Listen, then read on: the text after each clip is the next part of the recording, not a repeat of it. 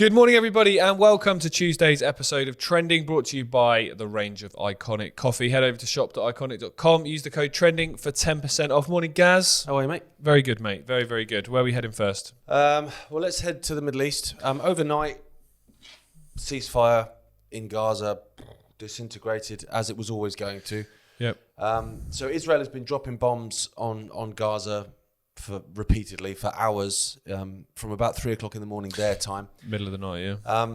At the moment, they're talking, I think it's 330 Minimum of, yeah. confirmed dead. Where to begin, mate?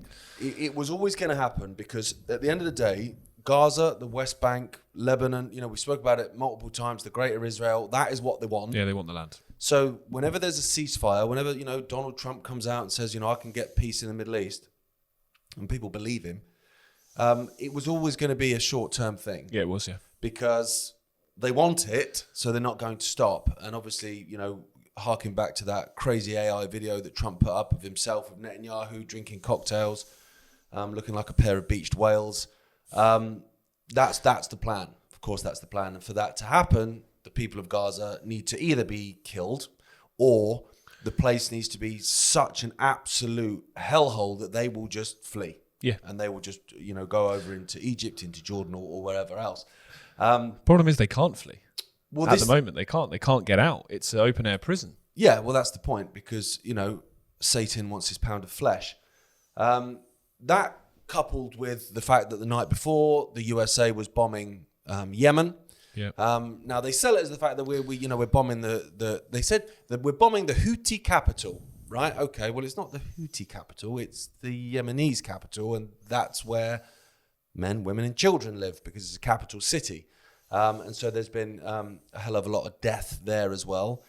I find it quite strange, given the fact that a lot of people genuinely voted for Trump and supported Trump because he was the anti-war, pro-peace choice.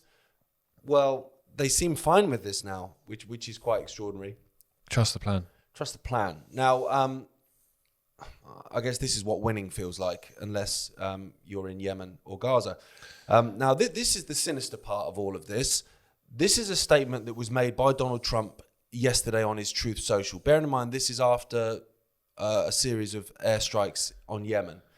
Every shot fired by the Houthis will be looked upon from this point forward as being a shot fired from the weapons and leadership of Iran, bloc capitals. I'm not sure if this was written by Benjamin Netanyahu, this post actually.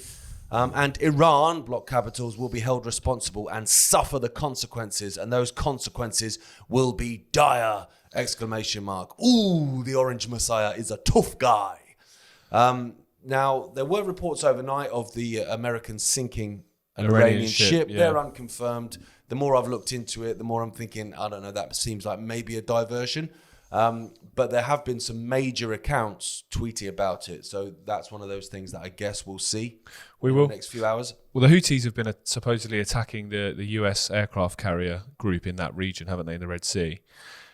Which is why the US are saying they've gone and bombed the Houthis down in Yemen. Yeah, nothing to do with the fact that the Houthis were firing against the Israelis. Firing ballistic missiles up at of course. Israel, exactly, yeah. Now, it's jigsaw pieces being moved into place. We spoke about this yesterday, about the fact that at the end of the day, Russia, Iran, China versus the West. Obviously, there'll be other nations in there. Yeah, maybe probably North Korea in whatever, there as well, yeah. That's the coalition, the trilogy that is going to be essentially fighting NATO and the West in what will be the final Gog and Magog battle of Third World War. Now, Russia... Well, that's obvious that's happening. Yep. We're seeing it every day. And we'll get later on to more stories about Russia, Ukraine, and conscription and stuff. Now you've got Iran, obviously, via Israel, because, if you just need to look at how many times Benjamin Netanyahu has gone to Congress and has basically ranted and raved about Iran. He's gone to the UN and ranted and raved about Iran. We need to preemptively strike Iran and all this kind of stuff. And when you look at the fact that he said that about the Afghans, he said that Iraqis. About the Iraqis, he said that Syrians. About the Libyans, about the Syrians. Netanyahu gets what he wants. Because as he says in his own words, America can be easily moved, and can't it just? Now, the other one that we spoke about yesterday is China. And obviously the fact that this Wuhan lab leak thing has kind of come out and come into the mainstream. It was in the New York Times day before yesterday. That is a way to kind of, bring China into the fold, because if it comes out and is the accepted narrative that China released a bioweapon or whatever that's killed all these Americans, that's pretty serious. And the other aspect, which is what you're going to touch on in a second, Jay, is the fact that there's this AI war with China as well. Well, I think the war between China and the US has always, until even today, this point, been an economic war. Yeah. It's always been, China's going to take over the global dominance that the US have, the US dollar has, manufacturing industries, and it's going to have such a level of control over our economy that they can basically do what they want. It's never, to me, in my memory and recollection, it's never been about, we need to worry about China are going to invade America. They're going to invade Europe. They're going to do this. Whereas with Russia, that's the argument. There's not really a conversation, is there, about the economic impact of Russian influence and Russian dominance, because they try and obviously paint the picture, especially now that the Russian economy is completely failing and it's all over the place, when there's not a lot of evidence of that. True.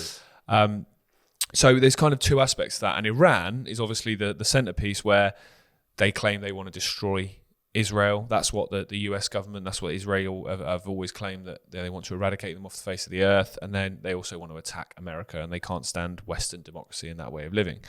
When last time I checked, in my lifetime, I don't know how many people around have invaded. Well, exactly. China, Russia, you can argue, they were provoked into what's happened in Ukraine. There's so many things going on, but the US, just from 2001 onwards, haven't we? We're into double figures of countries they've bombed. I was in America a few years ago, Labor Day weekend, when they bombed 9 countries in one day. Under Obama, that was. And it's like, he got the Nobel Peace Prize. He did. Yeah, apparently that's all you have to do. Wow.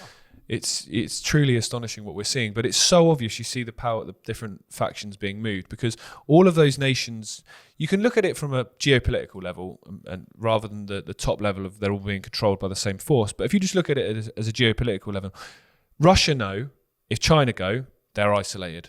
China know the same principle. Iran know the same principle. So that's why those three would fight as a bloc. Yeah. That's why they would have to come as a bloc, because obviously if Russia go, then there's a massive border between Russia and China, that then China are exposed. Same principle with countries like North Korea, same principle with Iran. Obviously, there's a big border up there into Russia. So it's a really, really pivotal time, I think. Really pivotal time, where you need to watch what you see with your own eyes. You need to make your own judgments, your own conclusions, and not just listen to what you're told, because more than ever before, almost to COVID levels, the propaganda that's being pushed forward is so much so that you really need to take the time to decipher what's real, what's not, what's true, what's not, because you're going to hear so many ridiculous rhetorics. And that Trump thing you just read out, mate, that's if a 15-year-old in the playground said something like that, you'd be like, mate, grow up. Yeah, it's childish. But the thing is, as well, what I would say to people is the mainstream media is all pro-Israel. It's all anti-Iran. Now, it's all pro-Ukraine. It's all anti-Russia. Mm-hmm. And it's all anti-China, right? Well, this is the same mainstream media that fed you all the lies on COVID that you knew were lies. It feeds you all the lies on human-caused climate change, which you know are lies. So I think it might be time to kind of go, well, hang on a minute. I'm just thinking of that little bit from Peep Show where he's dressed up in the Nazi uniform. He's like, are we the baddies? It kind of feels like that a little bit, that the US can kind of do what it wants. Britain as well, we are as guilty. Can kind of do what we want. And we have this arrogance of, these people in these nations, they hate us for our freedoms. No, they hate us because we blew up their kids. Moral superiority. It's hilarious, really, isn't it? It's embarrassing. But yeah, we're going to move on to this story to do with AI here on, you say the mainstream are pro-Israel, anti-Iran. Daily Wire are pretty supposedly alternative, but they're pretty pro-Israel.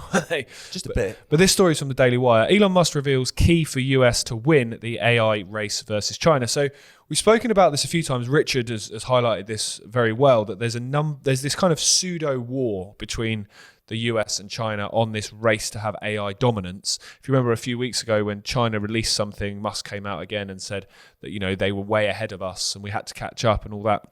When, as Rich has pointed out, there's hundreds and thousands of papers on AI shared between Chinese and American scientists and universities. So they're on the same page, because ultimately, this is a global agenda, and what they want is the same rolled out across the world. They don't want it rolled out in America and not in China, or vice versa. And if there is a country that seems to be further ahead on what this agenda would look like, it's China, with their surveillance state and digital IDs and so on. So we're going to see a video now where Musk is this podcast. Who to dislike the most, Musk or Ted Cruz? But anyway, it's on the Ted Cruz podcast where he asks Musk what AI will look like in 10 years compared to where it is today. Well, 10 years is a long time. In 10 years, probably AI could do anything better than a human can, cognitively. Probably almost, I think in 10 years, based on the current rate of improvement, AI will be smarter than the smartest human. There will also be a massive number of robots. So humanoid robots. By the way, I got to ask, how come your robots look so much like the creepy robots for my robot? Was that intentional or just... I was hoping he was going to say, yeah, just to mess with you. It's not meant to look like any prior robot. We'll iterate the design. You'll be able to have... A lot of the robot parts are cosmetic. You'll be able to switch out the kind of snap-on cosmetic parts of the robot, make it look like something else if you'd like. So as you can see in that video, and as you can hear, Musk is saying there will be robots and humanoid robots, just common practice among the people. AI will be smarter than the smartest human being on the planet. That doesn't sound dangerous at all.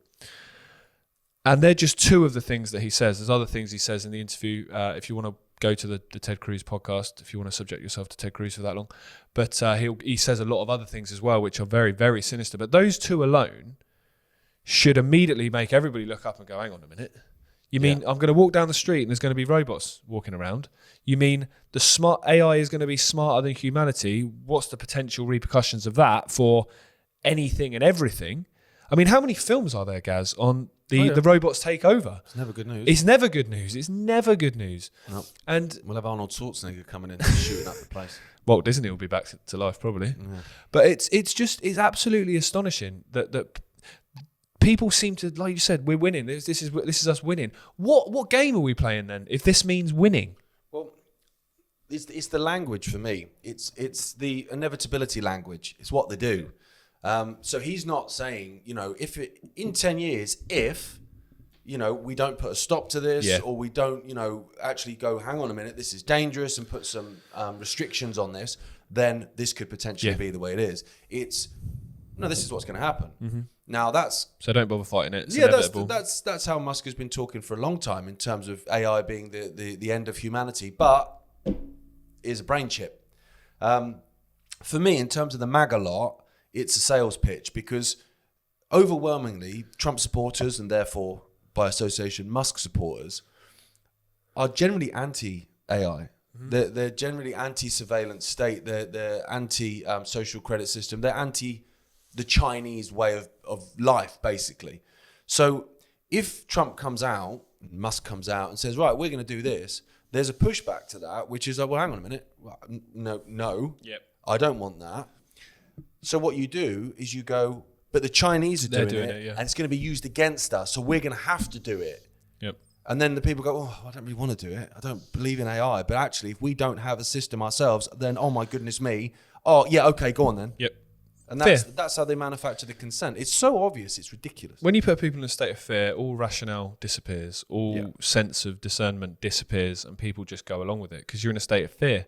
Mm-hmm. How many examples do you want to see of that? When people are scared, they'll agree to do things they would never do previously. I also think, interested to get your opinion on this, because for years, the technological world, the Silicon Valley giants, your Amazons and as well, to add into there, have always been considered like left-leaning, liberal. They'll censor anything right-wing. They'll censor anything remotely controversial. All of a sudden now, since this presidency, bait and switch of Zuckerberg, Twitter's supposedly, now owned by Musk, and it's the opposite of what it was under Jack Dorsey. Instagram, obviously, same principle, because it's owned by Zuckerberg. Telegram, all of a sudden, do the right wing feel actually the technology is ours now? We're winning because we own it. So it's that whole "it's all right when we do it" kind of attitude again, I think. Oh, absolutely, yeah. I don't believe in censorship. I can't stand censorship. Have we got control of it now? Cool, censor them then. Although what I will say, what I've found in my experience, and I actually posted this the other day because my X account is throttled, and I've had so many people comment going, mate, your stuff just doesn't show up anymore because that's freedom of speech. Not freedom of reach though, yeah. But I made the point was actually, if you're massively pro-Trump and you're massively pro-Elon Musk, the algorithm loves you. Yep. The algorithm will have your babies, right? But also, if you're massively anti-Trump and anti-Musk, but you're pro the Democrat alternative, so you prefer Biden and you wished Harris had won, and oh mate, if only Clinton had won before, the algorithm also loves you. So you have this left-right paradigm, yeah. Yeah. Whereas if you're coming in the middle, which we are, which is like, no, they're two cheeks of the same ass, they're two wings of the same bird, it's a uni party, they're both full of shite, that's the people that get throttled. And I think that's quite telling, actually. Yeah, I agree. And it makes me laugh. Dad did an interview the other day, and the interviewer said a very good point about if you do what we do and you come in the middle, you don't support Trump, you don't support Biden, you don't support anyone really, you just say they're both, like you say, cheeks on the same ass, don't look left, look right, look up, as you put it out. You get called a grifter, which is hilarious because there's literally no, There's no money in it, mate. There's none. If we had sat here today and gone, Musk, Trump, brilliant, love what you're doing, guys, we'd have double the viewers, double the subscribers, double the reach. A lot less insults. A lot less insults, but that's the joke of it. There's no benefit apart from just sticking to your morals to saying what you actually think, which is that these guys are complete frauds. Yeah. So the idea that the people that are just towing the party line and getting this massive promotion call people like us grifters, oh mate, it shows the inversion has gone full crazy. Well, you've got the Daily Wire. Obviously, you've got a Daily Wire article there. This how much they pay their presenters? Millions, millions and millions and millions. Crowder turned down 15 million a year and called it a slave contract. Jesus, I'd love to see the one he's on now then. Unbelievable. Just the other day we had Joe Rogan alluding to the fact that our father was a grifter, and I'm thinking you're sat there. How much are you getting from Spotify? Was it 200 million? Okay. So back to the subject of war, Jay, because it's everywhere. I find it quite interesting that we're in a position at the moment. So we're told. Personally, I believe it's theatre peace talks. We're in a position where, through Trump in Saudi Arabia, Ukraine and Russia are supposedly having these peace talks to end the war. Now, whilst that's going on, Europe is trying to rebuild its arsenal. There's constant talk of boots on the ground. So just yesterday, this is an Afghanistan war veteran and Liberal Democrat MP for Tunbridge Wells, Mike Martin. I don't know why he's got two first names, but there you go. He issued a stark warning amongst growing concerns of escalating tensions with Russia. Now, he's basically saying that Britons will be called up. They will have to be conscripted and called up to fight against the Russians. Excellent. This is a Russia, by the way, that's not attacked Britain. No. It's not threatened to attack Britain. It's not, brought down British infrastructure or blown up a warship or anything. It's not done anything. And what I find staggering, and this is something I want to focus on a bit in Gareth tonight this week, is the fact that actually we're being asked to care about the sovereignty of Ukraine more than we are about the sovereignty of our own nation. Yep. Because if we talk about the fact that, let's have it right, Britain hasn't had a border for 20 years, if we talk about that, you're a far-right bigot, right? If you talk about the fact that there's tens of thousands of people coming to this country illegally, women and children left at home, weirdly, then you're a far-right bigot, you're a gammon, you're all this kind of stuff. Yet, no, we care about the borders of Ukraine. We'll send you to die. We'll give away all your taxpayer money to them. We'll send you to die there for their sovereignty, but you can't have a concern about your own. No. That in itself is quite extraordinary. Now, at the moment, there's a formation of 30 nations to make up the coalition of the willingly ignorant, to go and have boots on the ground in Ukraine. Now, what's interesting about that terminology, the coalition of the willing, is it's the same term they were using for when we went and illegally invaded Iraq. Now, Russia have said that the red line for them is NATO troops in Ukraine. So basically having NATO troops on their border, I don't see that as, I think I'd call that as a red line as well. They already have that to an extent as well in Estonia. Yeah, exactly. And so we now, I think, are in a position for false flag season. I think. Oh, easy. And we've spoke about it before. You get this coalition of the willing, so you get your French and your British and maybe a few other nations. I think the Italians aren't involved, Germans maybe. A few troops on the ground in Ukraine, and you find those troops get attacked. And I've said this multiple times before. They get attacked by Russia. well, that's an act of war, and all of a sudden you're kicking off. And I would question whether it was actually the Russians that attacked them. Oh, and NATO's obviously one at war, all at war. That's the whole point of it, isn't it? And to touch on as well, in Germany today, there's a historic vote on increasing defence spending to an insane amount more than it is currently, which again, they're claiming is because of Russian aggression. So we've spoken for years, haven't we, about the plan for the EU army, which just a few weeks ago didn't seem remotely plausible. Last time it was floated in the EU Parliament, it was rebutted very quickly. As soon as Trump appeared to say, Europe, you're on your own, all of a sudden it's brought back, and this is the European army in all but name. Of course it is. And, it's very, very clear to see where this agenda is going, because these people they're predictable. They are very predictable. And the sad matter is they do it and people don't twig in big enough numbers to stop them doing it. So they keep doing the same thing. Hence why false flags, hence why things like this just keep happening, because... Well, there's an apathy as well. Why would you change what you do if it's working? Yeah, to an extent it is. There's an apathy in the sense that most people out there, I think now, even in normie land, would accept that 9/11 at very least has a lot of question marks around it. We didn't do anything to stop any invasions or anything like that. They don't look at the fact that the US will do the same thing over and over again. The fact that Israel will do the same thing over and over again. The fact that it's now accepted common knowledge that the Israel embassy in London was attacked, but was attacked by itself. That's come out now. We spoke to David Shaler, who was obviously part of MI5, and the fact that that's accepted knowledge now. But they wouldn't do it now. Yeah, it's all retrospective. You can tie that to so many things. You can tie that back to when it all came out about Savile, to the grooming gangs, to involvement in politics, to USS Liberty, to false flags, all of these things. Yeah, it's all happened in the past, but it definitely doesn't still happen today, because what they are terrified of is you reading about, say, USS Liberty, perfect example. Say you start reading that and you go, hang on, Israel attacked America in the 80s, wasn't it? Like, hang on a minute. I want to look at what's going. I want to look at what's going on now. Then, immediately they don't want you doing that, because that would bring into question what's going on now. In the same way that it all came out about politicians back in the day, and your Ted Heaths and so on. They don't want you looking at the cabinet today, going, "Wow, does this still go on now?"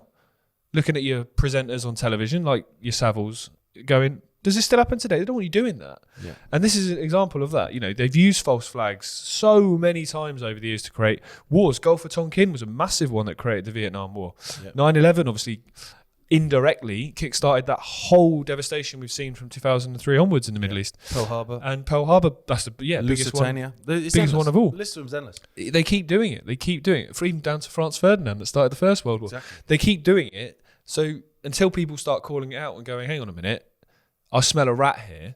But I think it's like we said a minute ago, when you're frightened, you react with emotion. When you react with emotion, you don't think rationally. So if something breaks on the news today, this has happened. People don't sit and think, hang on, okay, what's this side potential benefit of me believing that? What's this side? What could have potentially, I'm a bit skeptical here. People are scared. And I understand why people are scared, because they're scared looking at potential nuclear war. Well, yeah. So as a result, kids and stuff, people, of conscription age in particular. There is this cognitive dissonance again, where I mentioned 9/11 earlier. Most people will accept now, certainly in the alternative realm, that a load of Arab hijackers didn't bring down the Twin Towers, but they still hate Arabs for bringing down the Twin Towers. Makes no sense. Yeah. But just finally, before we move on to another story, I get the feeling we're not meant to win this war. Oh, no way. Power is moving to the east and China. And so it's all well and good, whacking your chest and going, let's have it. But we're not designed to win it. And a perfect example of that is I look at, say, Great Britain, and I look at the energy infrastructure. Now, if I was a genuine leader, if we had a genuine leader that cared about Britain, which of course we don't because Zippy couldn't give a toss, you would go, okay, well, it's kicking off in the Middle East. Okay, huge energy, natural resources source. Okay, yep. That could be a problem. Russia, gas, oil. Okay, right, we've got a problem here. We're an isolated island, right? So what I would be doing is I'd be going, right, okay, well, let's start to recommission some of these power stations that we're currently knocking down. and let's recommission some of these coal mines. Of course, most of these coal mines have been flooded, but there are still some in the north of England that are still, could be workable within a short enough period of time. The North Sea oil as well. Yeah. Okay. So let's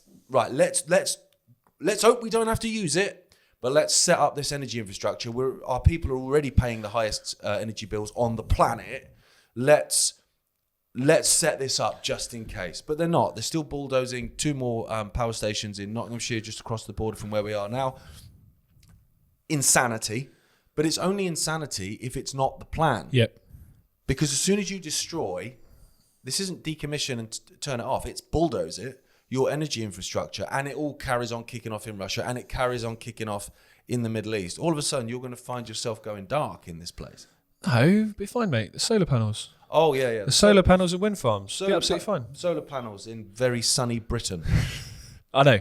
It's clear that because energy infrastructure, and you can see in any war, one of the first things that a country targets is the energy infrastructure of the country they're invading. Russia have done it in Ukraine. Because it, like you say, it goes dark. Everything relies on that, down to really basic things. We're sat here with lights on. Hospitals rely on energy to be able to do what they do. All buildings do. Heating, water, cooking, everything relies on energy. Everything relies on energy. So to destroy the energy infrastructure is to basically make a nation blind.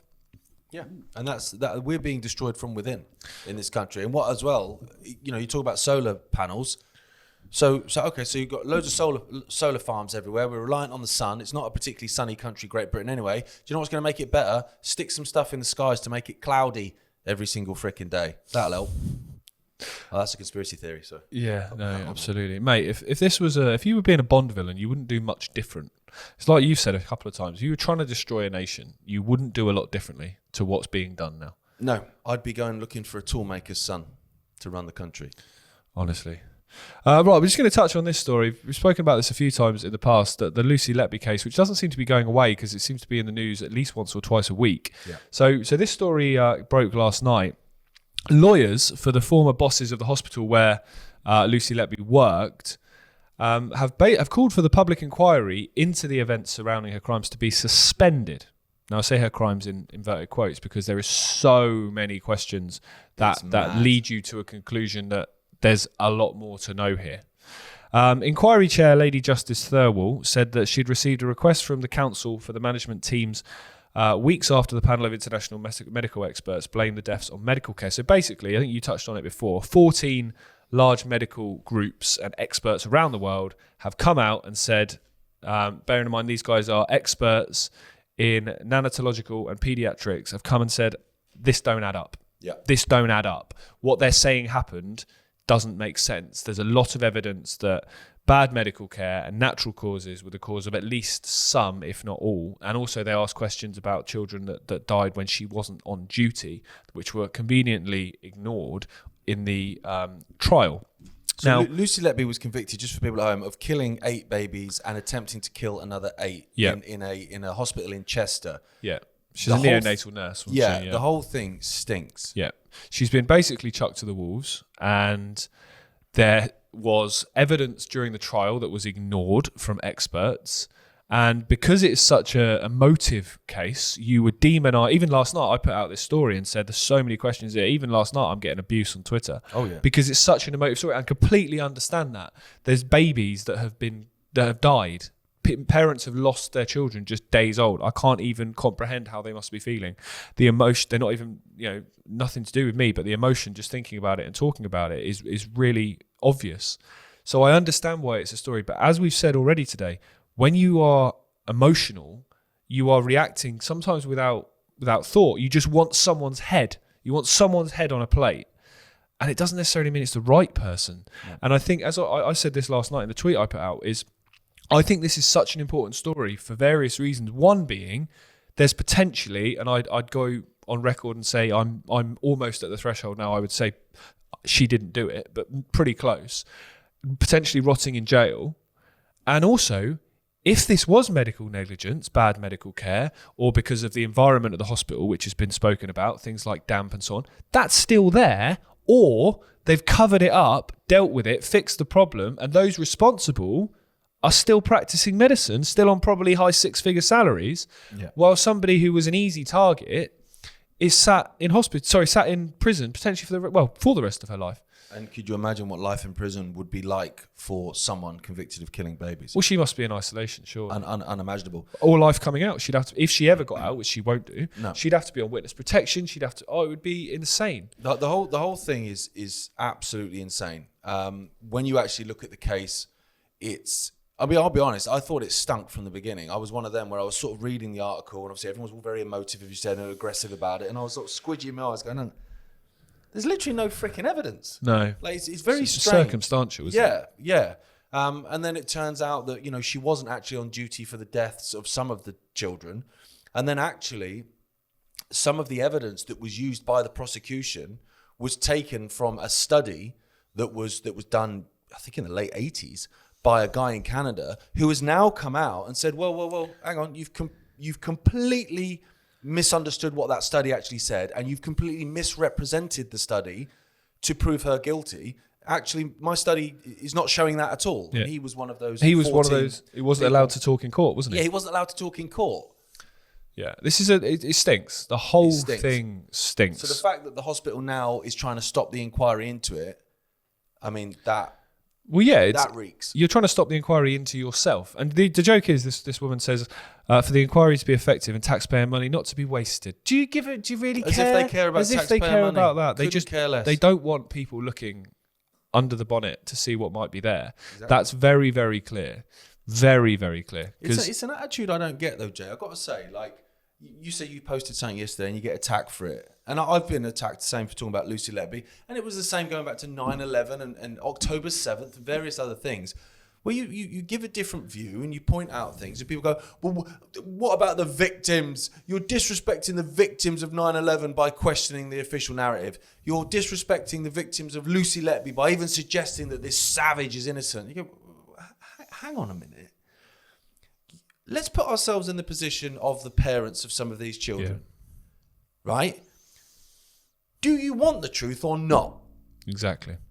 Because if it was my child, I wouldn't be going there saying, do you know what? No, don't bring it up again. That nurse is rotting in prison.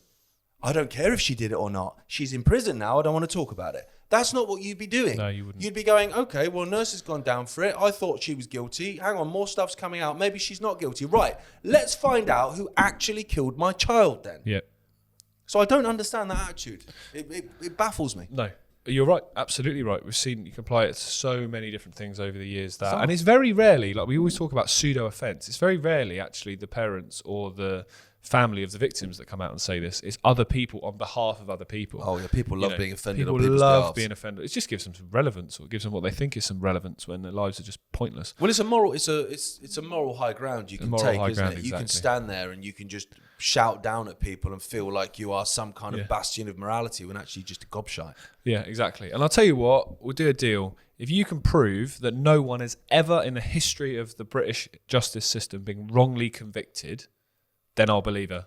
I'll believe what you say, and she's guilty. Mate, but we both know that lots of people have been guilty. Lots of people were given the death penalty in America on death row and like last minute injunctions all of a sudden, and they didn't. They'd get away because they hadn't done it. People have spent their entire lives. There's one famous case in America, isn't there, of a murder of a young teenage girl where a guy spent 40 years in jail, 6 appeals, and eventually got off.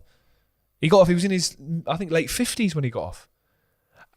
People have lost their entire lives because of wrongful justice. So if there's ever any evidence or ever any questions, they should always be looked at. Yeah. Should never just be, no, she did it because I want her to do it because it's convenient. Which this is convenient. It's convenient for the NHS Trust because it gets them out of the thing. It's convenient for the police because it's a big case, so they get, whoever the arresting officer is. Convenient for the judge, convenient for the jury, convenient for everyone to just let her rot in jail. But like you said, do you want the truth or not? Exactly. There'd also be a nice big payout for Lucy Letby that they don't want to give. Oh, yeah, especially the BBC. They describe her here as the Lucy Letby killed babies, is what it said under has the headline. Killer nurse. Really extreme language. Yeah, so that's what they do. They're going to have to apologise to her, I think, if she gets... Not that she will, I don't think. Talking of truth coming out, just before we finish, so tomorrow, it's all very exciting, isn't it? It's JFK File Day. I know. It's like hold my breath. It's like the Epstein one. Have you been invited to go and get your file? No, I'm not a good enough dancer. No. to be able to hold the file of. That was extraordinary. You've got a load of influencers sent to the White House, all supportive of Trump, obviously, handed binders of lists of names, apparently, so we're told, of child abusers and child traffickers and people that exploited children. I've got that binder. I'm going to dance with that. Also, not seeing any names come out, have you? No, because it's all nonsense. No, exactly. So the JFK files, you say they're coming out tomorrow, and Trump's words today, well, I don't think we've redacted anything. Ooh. I think you have. I think you definitely have, because I think your America's little brother might be in a bit of trouble if the truth comes out, and we wouldn't want that, would we? Absolutely not. Thank you so much for watching. As always, head over to shop.ickonic.com, use the code trending, and you get 10% off our newish range of Ickonic coffee. Thanks very much. You'll be back tomorrow with Rich. Certainly will. See you later.